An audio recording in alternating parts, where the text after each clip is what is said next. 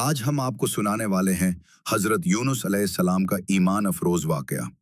حضرت یونس علیہ السلام اپنی قوم کو اللہ تعالیٰ کی طرف بلاتے تھے، لیکن لوگ ان کی بات ماننے کے بجائے ان کا مذاق اڑاتے اور انکار کرتے رہے۔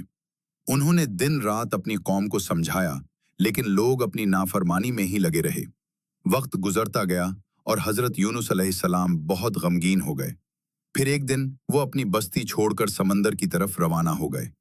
وہ ایک بڑی کشتی میں سوار ہوئے، لیکن سمندر میں اچانک ایک خوفناک طوفان آ گیا۔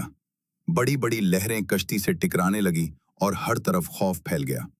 کشتی کو بچانے کے لیے قرعہ اندازی کی گئی اور آخرکار حضرت یونس علیہ السلام کو سمندر میں ڈال دیا گیا۔ تاریک سمندر کی خطرناک لہروں کے درمیان اچانک ایک بہت بڑی مچھلی ظاہر ہوئی اور پھر حضرت یونس علیہ السلام اس کے اندر چلے گئے۔ وہ لمحہ انتہائی خوفناک اور حیران کن تھا۔